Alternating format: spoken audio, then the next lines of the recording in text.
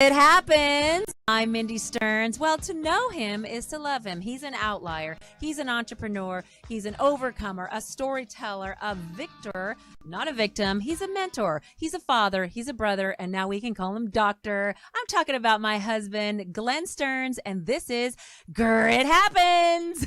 I'm the victor. You're the victor, yes. Not a victim. Hooray. Victor. You're always Love a it. victor. You are. And Can I, okay, doctor, can I just, I have unbridled enthusiasm for our guest For me? today. Oh, no. oh, I'm sorry. Yeah, you're old news. But we have a legendary icon in studio. And no, it's not you, honey. It is somebody who has lived a life that dreams are made of, but has come from a very humble beginning in an era that was very hard and overcame and had incredible success. I don't want to tell his story, and I know Glenn wants to dig a little deeper. We've heard him before. The music, he's probably one of the most revered producers and characters in the music industry. And so today, saying heard him before, that's an understatement. We have gone all over the world with this gentleman. well, we can call him friend. That's right. We can call him, and I'm a muse for a song. That's sort of. right. So yes, no, we have Peter Asher. Welcome, in Peter studio. Asher, Thank the you extraordinaire, so much in for being studio here. of Peter and Gordon and other acclaimed fame that continues to So before rise. we get started, Peter, I just would like to say your story is so amazing, and there have been times when I've tried to explain this story to my friends, and they're saying it can't all be true. It can't all be true. And I remember just recently we were with a friend that you knew, and I knew. Reba? Public figure, yes. I wasn't going to say. Oh, well, I will. Just leave it to me. There we go. And Reba's manager was with us, and I remember, and I don't know if you know this, but she sat real tight as you, because I was prying your story out. Yeah, because Peter's not someone who just runs in a room and tells his story. No, I he mean, you're doesn't. very humble and you're very understated in your presentation. But I was getting it out of him, and I could just see her being very tight. And then she said, "So, like, when you did." She started questioning your story. Yeah, and then Right. as you began to explain it in detail, she started to loosen up and go, "Oh my gosh, that's so." I was remember, and she just lit up. She said, Can I have a picture with my mom? It was She like- thought you were a bullshitter. That Yeah. happens to Glenn a lot. Oh yeah, well, Exactly. There seems to be a fashion these days though, for people making up their stories. You know, I'm not claiming to be Spanish or anything. But what was it? So, Oh yeah, what's Baldwin's wife, exactly. Hilaria. So Hilaria. yes, no, the story's true to the best of my recollection. Yeah, exactly. I may well have embellished bits and pieces, I Hey. can say, but But as far as I fits. can remember, it's mostly true. Oh Yes. my goodness!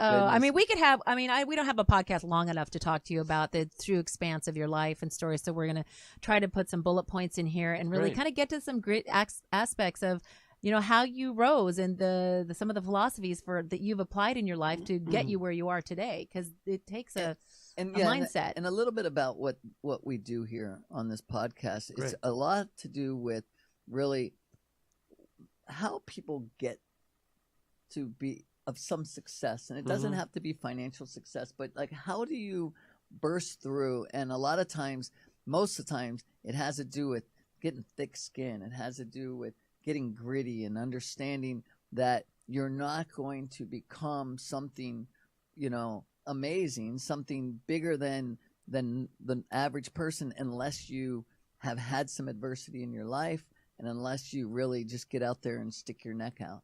And, you grew up, if you don't mind, take us back a little bit about what England was like growing up.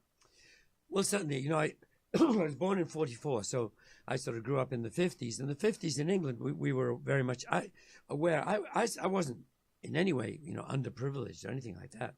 My father was a doctor. My mother was a professional musician. So it was an upper middle class household. But England as a whole, of course, was suffering from the war, Right. People forget that, America obviously suffered greatly in the war, but not in America, So you were living what we considered a life of luxury. Right. Well, we had rationing and bomb sites everywhere and all that kind of stuff going on. So you grew up with a real sense of struggle. And we admired our parents very much for what they'd accomplished, that whole, spirit of the Blitz and stiff upper lip and all that. But I think the reason the 60s turned into a bit of a celebration was that we kind of went, well, that's all very well and good. Well done, Mum and Dad. Right. We're going to dress up in silly clothes, have some fun, And that's what the 60s were all about, and invented some great music to go with it. But you started out where you if you wanted some candy, you had to have a Rations. Yeah, people forget rationing went on until 1956. They took it off in layers. So you were like 12 when it stopped? Exactly. That is I think of my 12-year-old right now who at whim can have and take and buy anything they want at any moment. Exactly. No, in fact, I remember distinctly when rationing ended, I went, how can they do that? Everything's going to run out straight away. I didn't realize that it only existed. A run on toilet paper again. Yeah, of course, that was America's last rationing experience. That's when right. they couldn't get toilet paper at the beginning of the Poor of the plague. Americans. Oh, that. So then you got into acting. Your siblings and yourself, huh? Well, you all had this beautiful red hair. Yes, and we love were offered. An agent spotted all three of us. We all had red hair. I've got two sisters. Jane's 2 years younger than me, Claire's 2 years younger. Again, and we were graded in height. And I imagine that they envisioned us getting like some highly paid TV commercial, all three of us or something. Never happened. But we did get offered an acting agent spotted us and talked to our mother and said, would they be interested? And actually, in terms of the overall arc of my career, such as it is, it's things like that. The one thing I would ever take credit for is the fact I did every opportunity that came my way, I took. Right. Someone said, do you want to do this? Yeah, sure. When opportunity knocks, answer the door. And then going for it with all possible enthusiasm. And as you pointed out, realizing that nothing was going to happen unless you did it yourself, unless you committed to, okay, I want to do this now and I'm going to try and do it right. And the beginning of that probably was, at the age of 8, when I was signed, offered some acting stuff, and I did it and took to it and loved it. So you end up being in movies and television, right? Yeah. And do you credit your parents with that strength in being able to go for it? Because again, there's a lot of people that want to act. Okay, they don't get to get. And there's a lot of rejection too in that. I credit them in particular for their generosity in letting us do it. Because many parents in that era would go, I don't think they should be doing that. Because we were a fairly posh household, so. But when I suddenly was an actor, and then later when I became a pop star, it wasn't an expected career choice. Would have been much more likely for me to be a doctor like my father. Yes. So you were. Can we just sidetrack for just a doctor? His dad is not just a doctor, but he actually coined the phrase for one of isn't it Munchausen? Yeah, he identified and named Munchausen syndrome. So we go back to. He was a brilliant writer as well. Yeah. That's one of the times, Peter, I have to tell you again. I know your story. I'm also one of those ones that kept doubting it, right? Like, can it be true? And one time we were on our boat, I think in Italy or somewhere, right? And somebody goes, something about Munchausen syndrome or whatever. And you go, my father coined that saying. I go, this is bullshit. You cannot be everywhere, Peter. So it's bullshit in the I look it up on Wikipedia and if you read it, Wikipedia, it goes through, it talks about what the syndrome is, and then it says this phrase was coined by Dr. Asher. Dr. Richard Asher, yeah. There you go. Yeah, because he had to identify it. The disease didn't exist. It was actually a disease of bullshitting. It was. The irony is that the bullshit surrounds you. Yeah, exactly, because doctors usually name diseases when they identify them after themselves. So you actually get people going, who was Dr. Munchausen? Right. No, because Baron Munchausen was a famous storyteller. He made up all these imaginary stories, and that's a primary symptom of the disease.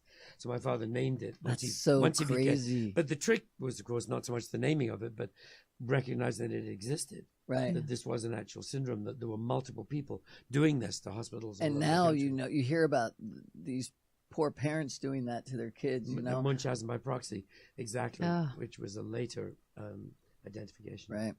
So, okay, so now let's go back. So now you are an actor. You're young. Yep. You've been in. I don't remember. There was a movie with Robin Hood. The girl. Well, you were Robin Hood too, but I was in Robin Hood with the old black and white TV Yeah. series, Right, which are right. green. Yeah. But what was the one where the mom, Oh yeah. Well, I got my mother was played by a genuine movie star for people with long memories, Claudette Colbert. Claudette She was Colbert. legendary. And for all those famous movies she did, It Happened One Night and all those things. And so at that point she was working in England, and she played my mother, so I got to kiss a movie star at the age of 8 and was very excited. It was the about it. funniest picture. I've seen Look, that you're like, picture. you We'll- look so. I'm very enthusiastic. Yeah, exactly. that was, So now, when you go back to school, are you this famous actor, or are you just a regular kid? I was a regular kid who acted and would very occasionally get recognized, but famous, no. No. In other words, I was in these various bits. Someone would say, could that have been you I saw in this movie on TV last night or something like that? So, yes, I was a working actor, or had been. I gradually worked less because I had to take school seriously, but I wasn't famous. So now you decide you pick up an instrument. Yeah. You start to See, sing his a sister little. went on to had great fame in acting, and so Yes. you're like, I think She stuck with acting and did incredibly well. music It is still does. more in your lane. You felt like Yeah. you were more drawn to that Yep. That's right. expression of your That's right. talents. And I was lazy about things like my piano lessons. So I never learned to play an instrument properly. And eventually I got a guitar and just learned some chords and so on. And that turned out. That turned out all right. My love. Exactly. Yeah, exactly. And then it was at school that I met this guy, Gordon Waller, who also played the guitar and sang. So we tried doing it together, just And then there you experimentally. were. Then Peter It and sounded Gordon good. was founded. Peter and Gordon was begun. So here you sit now. You and Peter are doing gigs, and you're out and about, and then your sister ends up dating this musician. Mm-hmm. He moves into your house. Yeah. You guys would sit up in your windowsill and up in the upstairs and talk and write and sing and all that great We stuff. didn't. Yeah, I wish. People often say to me, well, how come when Paul McCartney was sharing the top floor Could of you your just house, say that again? That was Paul McCartney, people. didn't you write any songs together? I'm going, I wish. we Yeah. So that man turned out to be Paul McCartney. Yeah, it did. Right. It did. There He was you go. dating me your Paul. sister. Yeah, Jane met him. She was very well known at the time as a movie star and an actress, and so she was asked by a magazine to go and see the Beatles, and this was the very beginning of Beatlemania, to go and see what all the fuss was about and write a piece about it, which she was happy to do, of course. And she was taken backstage to meet them all afterwards, and she liked them, they liked her, and one of them liked her in particular. John and took a asked her out. fancy. And he ended up hanging around our house all the time, I think, because he kind of liked the fact it was a pretty organized household, because the alternative was The this home, flat yeah. the Beatles had, where all four of them shared one flat. Can you imagine? I mean, it was a 4-bedroom flat, but of course it was chaos. I wouldn't mind being in that flat for about 3 An days hour. at a time. Yeah. Pick out some leftovers. Yeah. Some notes on napkins lying around. Yeah, absolutely. But no, so he was in our house a lot, would come for dinner and, bring his laundry for my mum to do or whatever. I And love that. and so Your it- mom and- did Paul McCartney's laundry. Exactly. That's just, She not many should- people can she say should that. have kept it all and sold it. Little did she know. Anyway, so my parents ended up offering our parents the guest room on the top floor of the house, which was next to my bedroom. So he moved in, was there about 2 years. Wow. And now you found yourself one time down in the basement with him and a couple of his friends. Tell me that story. Well, that was when, excuse me, my mom had a music room in the basement where she would give private oboe lessons occasionally. Primarily, she was the oboe professor at the Royal Academy of Music up the road. But she did occasionally take on pupils. One of the strangest parts of the story, and really feels made up even to me, was that before any of this happened, one of the pupils she had given oboe lessons to was George Martin. What? Really? Yeah. Oh my God. That's An bizarre. oboe. George knows how to play an oboe. Or did he know how to play an What oboe? happened was, this is more detail than you need, but my mum taught at the Royal Academy. George was at the Guildhall, an alternate school of music. And conducting and composing was his primary study. But you had to take a second instrument as well, and he'd taken the oboe. And he was worried about passing the oboe part of his exam at the Guildhall. So he was looking for an independent oboe teacher Oh, he could my go to God. for lessons to brush up That's his so oboe playing. crazy. He found my mother, Margaret Elliott, as she was then, and as a professional name. And So he took some oboe lessons from her to before he took the exams. And so by the time they met later, by which time George was my mother's daughter's boyfriend's producer, it was like, oh, it's George. Hello, George. Oh, I've taught you a thing or two. Exactly. So anyway, George passed his oboe exam. But that's so good. so- Glad. back to the story. My mother had told Paul that if he ever needed to play the piano, which he was also an excellent piano player, he's one of those people who can pick up any instrument and figure it out in a day.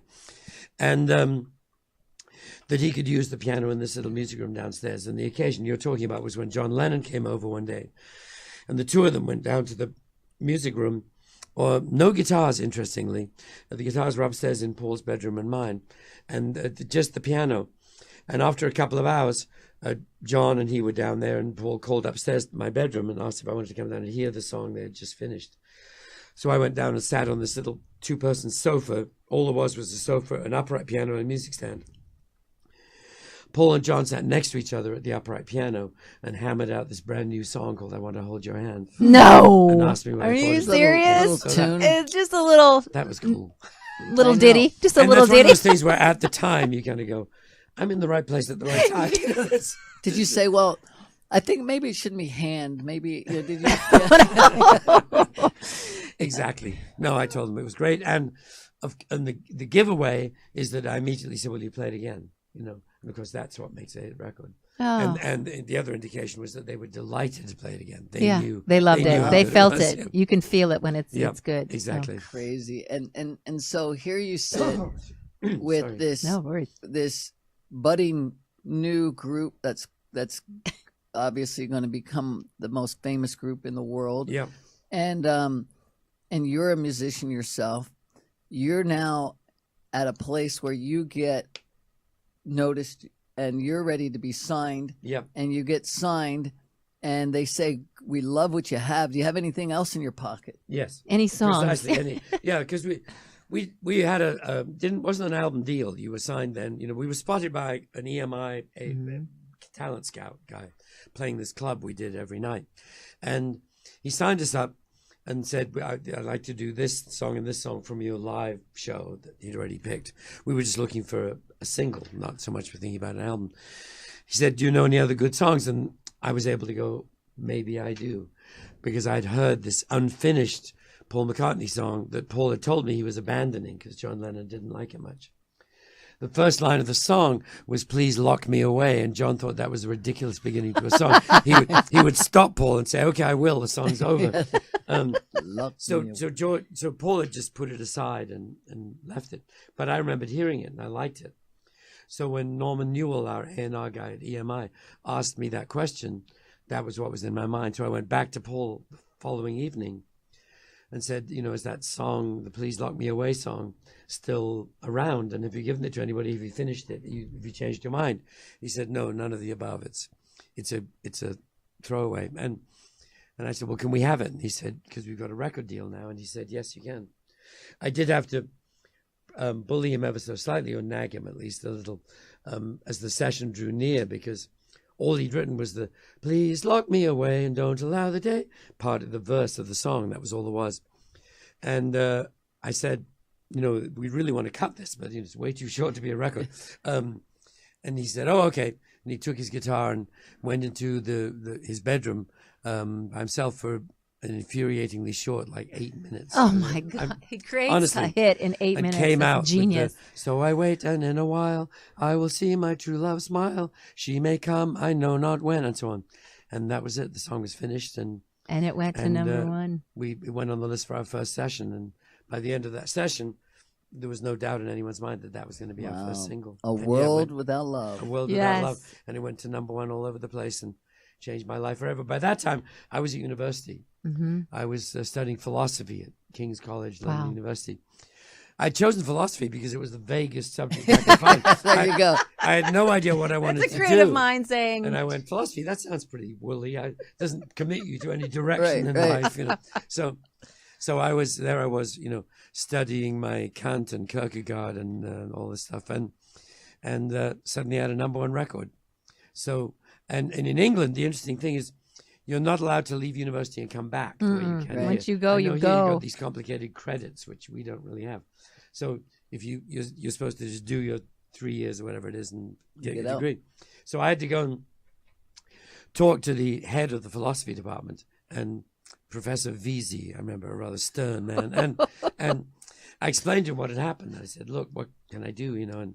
And because we've got this #1 record, and it's now #1 in America. They really want us to come over there, but I hate to, just walk out. And finally, he actually understood that this was a significant opportunity, and he gave me a 1 year's leave of absence. Oh, to go and explore all got this an pop exception. nonsense, get it out of my system, come back and get my degree.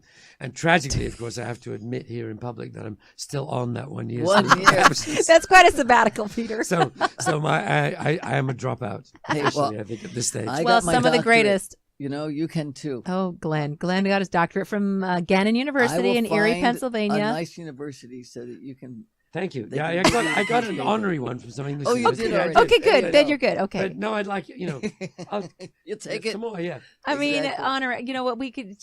This. I literally we need to be here 2 hours, but I know we do. But okay, so continue, Glenn. So now you have got this #1 hit. You come Yep. over to Now the girls United are screaming for States, you. Like Yes. that was very exciting. And there's, you don't get you get the BBC. You don't get a lot of American television over Right. there. Right. But you've heard of a few of the big ones, obviously. Yes. And you get asked to do the big one. Right? Yeah. That's right. The Ed Sullivan Show. We've heard of that. It was interesting because, as you correctly point out, we didn't get much American television. We got Sergeant Bilko, Bill Silvers, Look at which those we two loved. young pups. That gave us our view of America, That's right. But so we'd heard of some of these other shows, and some we'd not heard of at all. I remember one time they came in all excited. They said, "Great news! We've got you on the Jackie Gleason show." Oh. And I went, "Oh, okay." We'd never heard of it. Because Really? if you It didn't was a see the big- Honeymooners, right, you right. didn't know. This was when he had a variety show Yeah, down in yeah. Florida, Mm-hmm. and everyone was going, "Oh, Jackie Gleason, he's the greatest," and all this stuff. We were going, "Okay, cool," and we went down there to Florida to do the show. Walk on the set, and there's this drunken arsehole being Smoking just and horrible to everybody, And we said, "Where's the great Jackie Gleason?" And that's him. Really? It was horrible. But since To then, the of course, moon. I got to learn every single episode of The Honeymooners by heart. Realized he's a genius. He can be as drunken and horrible as he wished, Yeah. But on that occasion, he was mean, Not Well, fun. not to us. He didn't say anything to us. But I mean, he was just being unpleasant to people on the set. Oh, But there was a lot of that back then. and he was clearly drunk, but still funny. But when we saw the original Honeymooners and realized he was a complete genius. Ed Sullivan we'd heard of because, of course, the Beatles had done it and so on. Yeah. And there's so many digressions here, stories I This is didn't fun. tell though. you We're last just- night. But Ed Sullivan, I'll tell you one interesting thing, which is the song we sang last night that was the one we did on the Ed Sullivan Show, a song called "I Don't Want to See You Again." And of course, the mystery is why weren't we on the Ed Sullivan Show when we first came here? Because normally at that point, if there was a British act with a #1 record, he would have them on. Right. The British invasion. Here's why. Bobby V had a smart manager by the name of Alan Klein, which is another weird coincidence. Oh, yeah. Because he shows up in the Beatles story. Right. Alan Klein was having the brand new British releases shipped over the day they came out, in case he wanted to cover them with any of his artists. And so World Without Love had been sent to Alan Klein's office the day it came out. Alan Klein thought it sounded like a hit. He had Bobby V cut it. Yeah. And Bobby V's came out 2 weeks before ours. And Bobby V was a regular on the Sullivan Show. So he was on the Ed Sullivan Show doing World Without Love. Are you So- allowed to do Oh, that? you're kidding me. Yes. Yeah, once the song is out, Yeah. anyone can sing it. Okay, yeah. So he covered it. And so by the time they phoned up to put us on the Sullivan Show, they were going, fine. They said, well, no, they can't do that song. Because it's Bobby already did that 2 weeks ago. Oh my You gosh! can't Bobby have the did same your song. song. You can't even do your own song. So we didn't do Ed Sullivan then. And then ours came out, and luckily we knocked his went on the charts in 4 hours.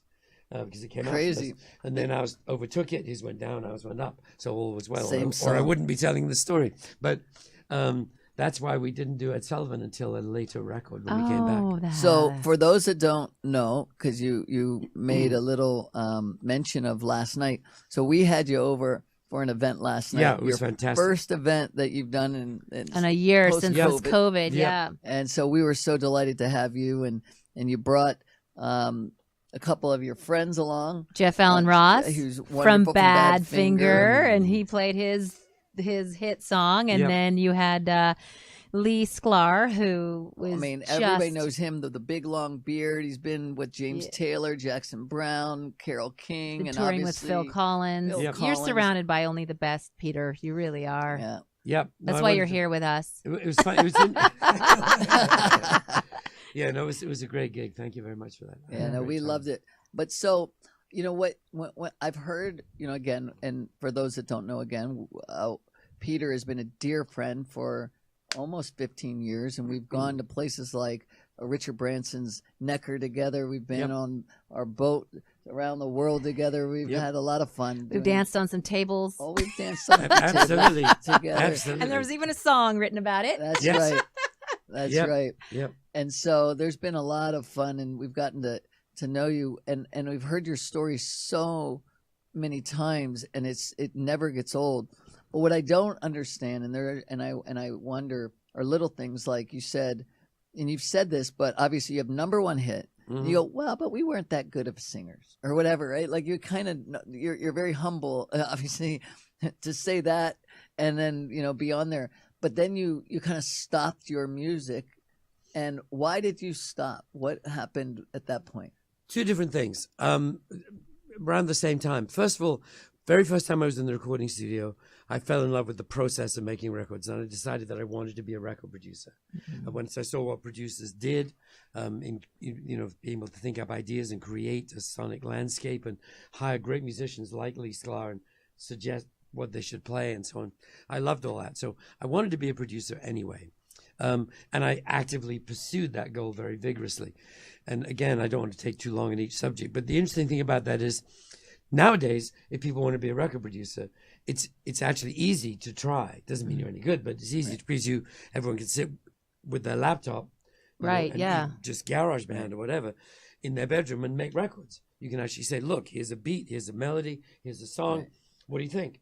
Then you couldn't do that at all, unless you got in a studio with musicians and someone to sing. There was no other way to make records. So I had to engineer an opportunity to do that, which I did. And the very first record I produced was a guy called Paul Jones, who you might remember. He was the lead singer in Manfred Mann. Around Do-Wah-Diddy time. Right. There she was, just that guy. Great singer. He'd left the band, and he was aware that I wanted to produce. He'd watched me working on some of the Peter and Gordon records, which I wasn't officially producing. I was just being the interfering artist and learning how to produce. And so, but my very first session, I wanted to make sure that I had a great band. So I had a guy called Paul Samuel Smith playing bass, who was the bass player in the Yardbirds, and went on to produce Carly Simon and Cat Stevens, a great musician himself. Piano player called Nicky Hopkins, who's pretty famous in music history. He played with the Stones and everybody, great piano player. And then I had Jeff Beck playing guitar and Paul McCartney playing drums. Oh, so he's a great drummer. Little garage band. I took no chances on my first production. Anyway, so production was an ambition that I was pursuing successfely. Mm-hmm. Then, through a friend, I was introduced to a singer-songwriter. But first of all, I should mention I got, after Peter and Gordon, the Beatles were starting Apple, and they asked me if I would be head of A&R for the record label, which meant I was choosing what acts we signed and working with them. So, but did you hear that, folks? Okay, so he goes on to now being head of A&R for Apple Records with the Beatles, right? So, yeah, good company. Yeah, it was fun. I mean, we had meetings once a week with as many Beatles as were around, deciding who to sign and what kind of records. Whatever Beatles are in the building. That's how it worked, exactly. And that was exciting. And then while I was doing that, quite nothing to do with that job actually, I had the good fortune of discovering, as they say in showbiz vernacular, a singer-songwriter. Briefly, I had a friend in L.A. called Danny Korchmar, a great guitar player who I'd got to know when he played with Peter and Gordon, and he was a great musician, still is. We enjoyed working together, stayed in touch, became friends. After that, Danny Korchmar was in a band with his childhood friend, James Taylor. that he and James had played together since they were like 11. And they formed this band called The Flying Machine in New York. Band ran out of money, had terrible management. Everything went wrong. Several of them were strung out on drugs, including James. And the band broke up. At that point, James decided to go to London. And Danny gave him my number. Said, look, I've got a friend in London. He's okay. If you're going to be there, you should look him up. So James Taylor called me out of the blue and introduced himself as Danny's friend. And I said, oh, come on over. He came over, picked up my guitar and played me a couple of songs, and I went crazy. I saw the letter that you wrote. Yeah. You know, this guy, he's pretty good, or something like that. Right? Yeah, he's extremely good. Yeah. James Taylor is a new in the term singer-songwriter, by the way, didn't exist. Because everyone was a folk singer then. Right. He played acoustic guitar. I said he writes and makes songs, great songs, and he's extremely good. Yeah. That was vernacular. Yeah, and I would stick say. with that opinion. Stick with that, exactly. So I signed James to Apple immediately and produced his first record. And then when Apple started to fall apart, we left Apple and agreed that I would become his manager because I didn't trust anybody else to do it. And I'd already figured out the most important thing about being a good manager was having a good client. You know, Right. I'd watched Yeah. Brian Epstein, who just ran a record shop. You know, but his abilities, what made Brian special was his total belief in the Beatles, and he was intelligent and ambitious, and and I liked to think that maybe I was too. And so I kind of went, I can do this because James is that good. So that was it. So I bet my career on his. I moved to America in 1970. And basically set off for America with nothing, and You've created James something did very well, and then the management company grew, and I started managing So Linda let's slow Ronstadt, down. Carol. I was going to go Linda there. Ronstadt. Okay. Slow These down. names, you hear these names dropping all over the room. now- All these names. So then you've got this backup singer, right? Or is she a pianist? Pianist.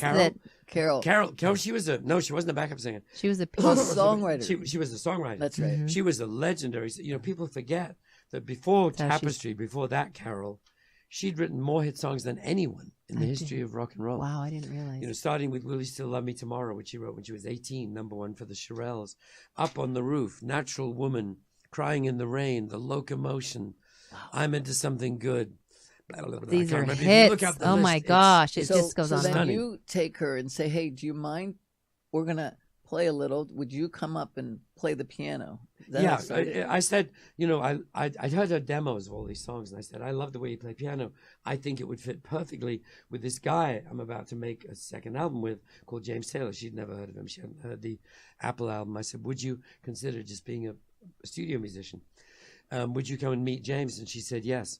And we've got this little bit of video of Carol talking about the day she came over to my house to meet James. And And that they was sat Sweet down and Baby played James' together.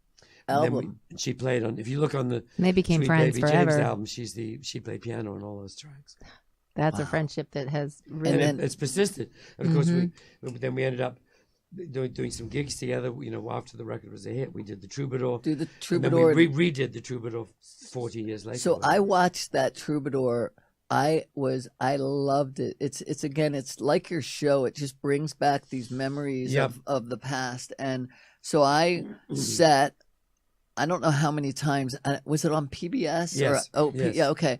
So on PBS, and I've watched it over and over again because I love that.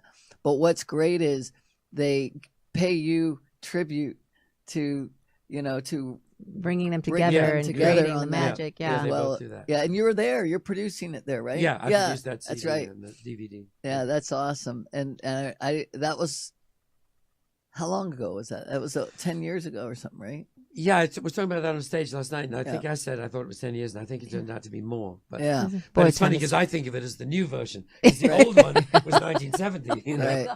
That's crazy. You've gone on to produce so many people. I mean, when you're looking, like, is it like you say when you see James? Is it immediate? This is going to be it. This guy's going to Yes. be it. Is that how Yes. quickly you can assess it? Yes. So it's like blink. I mean, in a case like that, and I feel that Mhm. way about Raquel.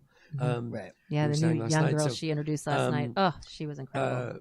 Yes, James, because everything about it. I mean, if you categorized it, his guitar playing is amazing. He plays with the precision of a classical musician, but he's playing like jazz chords, you know, and his singing, you know, he looks like a white folk singer, but his vocal influences are like Sam Cooke and Ray Charles, and he's that soulful. So no, every individual aspect of James, and then his songwriting, you know. So on every level. Some of Glenn's I want to favorite take you songs. to James Taylor for a second, because I have a question that I always thought if I could ask him something, okay, and maybe you can answer this.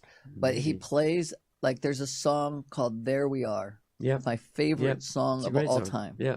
Okay, and to me it speaks of, you know, this. It shows he's with his love on a beach, and they look at the ocean, and wow, that's a big ocean. And then he goes to, we're on this little blue ball. That's right, spinning around. Yeah, that's right. Which makes it even smaller in this universe, which makes them even smaller. They're just a spark until he says, "I love you," and it's bigger than the universe, right? I mean, it's a wonderful song. That's right. And then he says, "Darling, I love you. Carly, I love you." Yeah. Right. So he's obviously talking about Carly Simon, yeah. right? Yes, when they were married. Yes. Right? Yes. And so since then they had a bad breakup. Yes. Right? And so is James a good guy? And this is where I'm going with this, because he had this breakup, and I always said, I wish they would talk and get back together, right? You know? And have they ever done that? Has he ever buried the hatchet? Do you know any of this? And that I know bits of it, and it's very complicated. Like those things always are. Yeah, of course they speak. Good. Okay, that's all I wanted to know. You know, they're good parents. Yeah. Good. And no, James wasn't always a good guy. I mean, James was a junkie, and junkies are automatically bad. Not good guys. You know, Junkies are not lie good. all the time. So you know, yeah. At heart, of course, he's a good guy. Did James misbehave massively? Yes, he'd be the first to admit it. So, he would not have been an ideal husband. Yeah, at the time, right? He's a good father, and of course he and Carly speak. Wonderful. So that's good to know, because everyone has grown up a lot. You know? There you go. That's so, isn't that so true? So now you find yourself, you know, you're here, you're producing now. How many Grammys have you received? I've got 3. I've got the Producer of the Year Grammy twice, which that is a significant award. And when we were at the Grammys, you were like a god. Like people would practically walk by and bow to you. It was really something to witness. And you're so humble. You're like, but I tell that story because we were sitting there on the side. We were we've been fortunate enough to be on the floor of the Grammys at times, but we also, one time we were about 2 rows up, and we just kept seeing people go by and just stop and just, you know, do this kind of bow almost. Who is that? Who is that? And then I think someone gets up, and then it's Peter. Of course it is. How do we get down there and say hi? Thank you very much. Bow? You're very kind. Yeah. And you also have a CBE, Commander of the British Empire. I do, yes. That is a very prestigious award in that England. was a shock, and I was delighted. Yeah. That is a very special award. It was fun. And you've done some movies, you've done some soundtracks, you've done, I mean. Well, look, we need to show, which I think we will be able to, the picture, because Mike Myers. You like, this is a beloved. Okay, it's a beloved film series, which many people know. But and I love the clip from TMZ where they really ask you the question: were you the inspiration for the character of Austin Powers in Mike Myers' series, an International Man of Mystery? Yes, exactly. And the answer is not exactly. I wasn't the inspiration for the character, but apparently. The look of Austin Powers, the square black glasses and the bad teeth was all me. I love it. And he's confirmed that there's a particular photo and that you right. Oh yeah, we're showing that definitely. I think the character was based. They say there was a DJ in England called Simon D who was kind of. That's hilarious. Like that. But I will say I wasn't psychedelic. I'm sure. I saw a buried clip of you dancing, and it was very similar to the Austin Powers. Jeff found that very recently. Yes, love that. It's really so goofy much. dancing. Yeah. Thought I had it in here.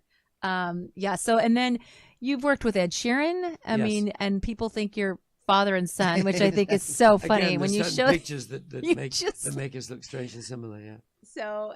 And all producing, right? So now you're able to sit in and collaborate with these great young artists and kind of give them the 50 years of history that you've had to go and do this. So it must be rewarding to be able to give back. Like I feel that way where, I feel, I've had some time under my belt in business, and to be able to sit and mentor, because it must almost be like mentoring. It right? is like mentoring, but I'm also a very strong believer that mentoring is a two-way street. I mean, I never would think that even if I do have any, alleged words of wisdom to impart to somebody younger, I also make sure that I'm intending to learn from them as well, because, in every field, things Right. change, and you say, oh, they can do it this way now, and someone's got an idea that I never had, so Right. so yes, I enjoy working. I'm co-producing a project now with a younger producer with more current pop hits, and I'm learning a huge amount from him. So I think that the mentor-mentee relationship should definitely be a seesaw that goes both ways, and I enjoy that. Yeah, no, I it's funny because when I look, the first time we ever heard Ed Sheeran, we were fortunate enough to be sitting at the head table at Elton John's party. After your Oscars party. Right. at that, Oh, right. Yeah. And up comes this redheaded kid that kind we of didn't goofy know. looking, And he exactly. Just blew us away. He I does was the whole blown remix thing. What do you call it? away. With the, the looping. pedal. He has Yeah, a pedal looping. It's a loop pedal, yeah. And he created a whole Yep. sound, a Yep. band, and we were like, wow. He's And something else. I felt this. I mean, when I first heard Ed when I was in London, who is this guy? I had to figure that out right away. And luckily, the connection was Elton, because of course Elton discovered him very early on, and Elton's management company were involved at that stage of his career, and they remain pals. So through Elton, I was able to get in touch with Ed and Heard the basically story. just say, I know a good singer-songwriter when I hear one, and you're it. Elton said that he really thought the world of Ed and said, he needs to be on the Grammys. Yes. He is so good. He needs to be. And they said, Yes, well, that's we right. don't think he can carry it.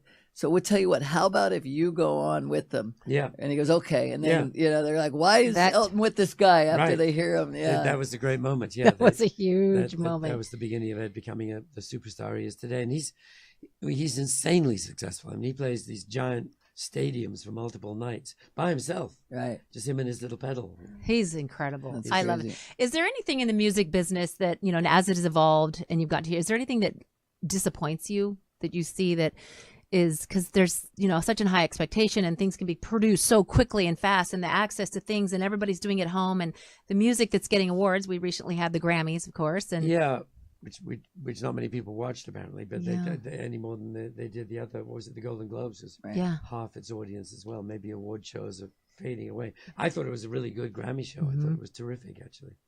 Even though it's odd to have no screaming audience, it was a great show. Disappoint. I mean, no. Good. I mean, it changes all the time, and Yeah. every change has positive and negative. I mean, for example, it's easier now to get your music heard in many respects, because you can, Stream you it don't in even need a social record media. company. You can get it up on iTunes. You can get it up on Spotify, and all that stuff relatively easily. Of course, the downside is so can everybody else. Yeah. So, Yeah. That's you been know, a big challenge At the same time, it's always been a struggle. But it used to be that if you got a record deal, the odds were changed substantially. Because only the people who had record deals could get heard. Now that's all out the window. And a record deal is one of several options of getting your music out there, which is in a way a good thing, I think. And there's so much different type of music. I mean, we were in Ibiza a couple of years ago. Did we go to Ibiza together Yeah. too? Yeah, Was it Ibiza? I we can't know we're in remember. France. But we were Saint-Tropez. there. Oh, no, Sardinia. Somewhere. Wasn't it I don't know. It was We were Where were we somewhere in the world? floating great. around. But we went into No, Ibiza. we were in France. We were at the tables, and you No, heard no, Ed I'm- Sheeran's music. I've Yes. moved on. dear. Oh, gosh. Okay. So Excuse we me. were in Ibiza, and I said, I want to go in with my friends and like to sit down have a drink. They said, okay, well, that table is $10,000. Yeah. I said, I just want to sit and have a drink. Yeah, it's 10,000. Why? I go, because there's a DJ about to play. Right. I'm like, who is it? And they tell me the name. I go, I've never heard of this guy. And there were thousands of people Yes, there to right. listen to a guy Yeah. do DJ. Yeah. Remember David his name? Guetta. David Guetta. Yeah, it was huge. Who mean, I had he's- no clue He's one of the biggest stars in the world. Yeah. who this guy was. And those guys That's why play the table was Vegas now and make 10,000. a fortune. Crazy. Oh incredible. my God. So And the they're world's brilliant. Yeah. changed. David Guetta is good. He's really you know, good. And they artists have hits by doing something that a featured spot on one of his productions. I want to There's sit with people you. like Mark Ronson, Oh, was a Mark friend of mine. He was Ronson a with genius. Oh you know. my gosh, with Bruno Mars, he's amazing done records so and- much. Yeah, exactly. So, he's fantastic. I want to keep you here forever, but there's a question Glenn always asks, which I like, because you talked last night about the letter from Paul McCartney that you're like, I've got it locked away, I've got the words, the lyrics locked away, yeah. and say, so your house is on fire. What is the one cherished item that you do take, that you do grab, because you can only grab one? No, you can grab two. Okay, in your case, you might have two hands. Gosh, I don't know. I mean, assuming the family and animals, Right. are Assuming all living creatures are safe. out of the house. Well, That would be hard. yeah, that would be hard. I mean, it might even be a guitar, to be honest. You know, I've got a couple of guitars that I would really miss because they, from the '60s. Yeah. And sound wonderful and are old. I'm not sure that would really be hard. You know, plus my wife's got a big art collection, so she'd be trying to pile up paintings. That would be dreadful. Then let's not even put. While you're And she'd be going, forget the guitar. exactly Hold this, you know. while you're thinking about it for a second, I'll give Yes. you a quick story. Okay. So I'm in Cal Ripken's house, Yeah. and we're sitting there having The baseball. You know Cal Ripken? He's Yeah, a baseball player. I know who he Yeah, is. the Boston. Iron Man, right? I mean, the greatest shortstop. Well, I know ever. you're not baseball in England. Yeah, No, I but don't know. You know, So we're I couldn't tell you anything about him, but I know he's awesome a sports guy and he's wonderful, famous. wonderful man. Yeah. And we're sitting there, and he's showing me his basketball court. He's got an indoor basketball court, and Of course. this whole area, and he's really proud. He's showing me these two soak tubs. They came from Memorial Stadium, where I had my career, and and he's got all this stuff. And then he goes, well, that wall there, his wife Kelly had put up, and it's just memorabilia wall. And I said, quick, fire. Right. We're leaving. Take one thing out of there. What are you going to take? Very similar answer, which was, I'm not sure. I mean, really, Right. it's not. I mean, none of it's that important to me. Well, No. I'd probably take that, he says, and he points to the bottom, and there's this wood with a piece of trash on it. And I said, "You take that? What is it?" He says, "Well," he said, "for 23 years," he goes, "every day my trainer would wrap my ankles, and he was the same guy." He goes, "And the day I broke Lou Gehrig's record of most consistent games," he says, "I did what I always did. I went out," and he goes, "and that was a day." And then he walked me through what it was like, and I remember that day because I watched it on the television as they stopped the game for like an hour almost, as he had officially broke this record. And he said, and at the end of that day, I took my ankle tape off. I did what I normally do, walked away. He goes, my trainer took that tape out of the trash. He put it on that wood. He shellacked it. He goes, that's kind of cool. And it's about a memory, like Yes, your course. guitar. Yeah, exactly. Right? Exactly. It's about that thought of, what Yeah. you've done. The awards are still here, and Exactly. so I many mean, I things are think- photographed. Yeah, I think we all end up realizing that stuff isn't that important. You know? Yeah. But it's nice, as you say, just as a reminder of the experience itself. That's what's important, the memories we actually keep. You have so many. Is there one that is the most cherished? Well, it can. There's always a conflict between sort of career memories and then there's like birth of a child and things like that. Sure. So like I think it's hard to. I'm never good at Pinpoint picking one. like top tens or favorites. But, That is kind of put on the spot. Because different days. It's like people on my radio show. People always go, "What's your very favorite Beatles song?" or something. It's like today. Right. You know? Right, I right. mean, so I don't know. Today, not yesterday. Exactly. Yeah, exactly. So- They haven't written today yet. I know it's to be written. I'll give you a funny story. I was, again, speaking of before about Reba, I was having dinner with her and her manager, and I said, I dropped them off at the hotel. I said, I'm going to go have a drink, with Peter Asher. Oh, I'd love to see Peter. I said, okay, well then, why don't you come with me? So we go in and have a. This is the story you told about the manager. No, It's a different part. Okay. So then Reba says, hey, she says, I was, somehow we get on Linda Ronstadt, and he says, I was really wanting to do a Christmas album for Linda. What? And she says, I really wanted to. I called her up even, and then I wasn't able to. She just didn't want to do it. And he goes, Peter goes, "Oh yeah, I know.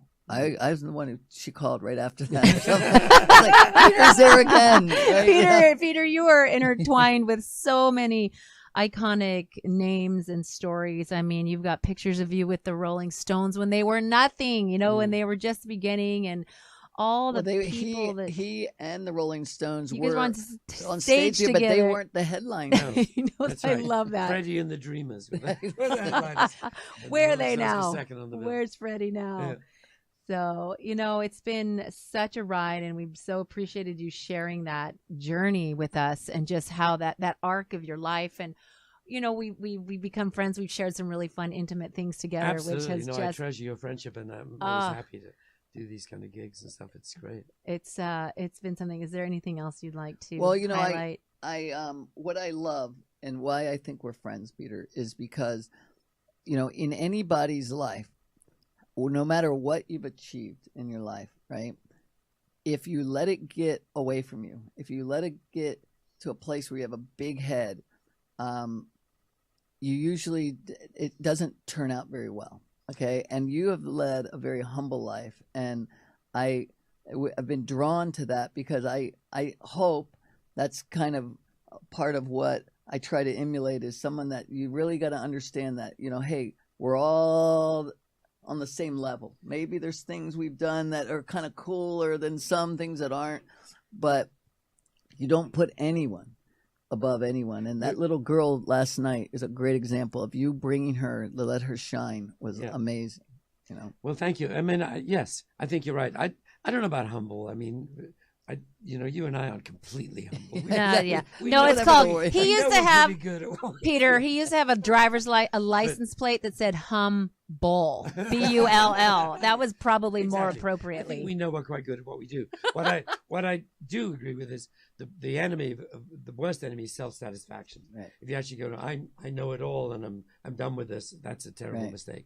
And I feel as ambitious and to learn and to do new things and to work with, at my age when you're supposed to be completely retired, I'm 76. I should be in Florida learning to play golf. Or something. No, you'll never stop. You'll never well stop said. producing. But I'd much rather make a new record with someone like Raquel and learn new ways to make records and learn new stuff. So I think, yes, any sense that you've done everything, or self-satisfaction is the enemy of creativity. Right.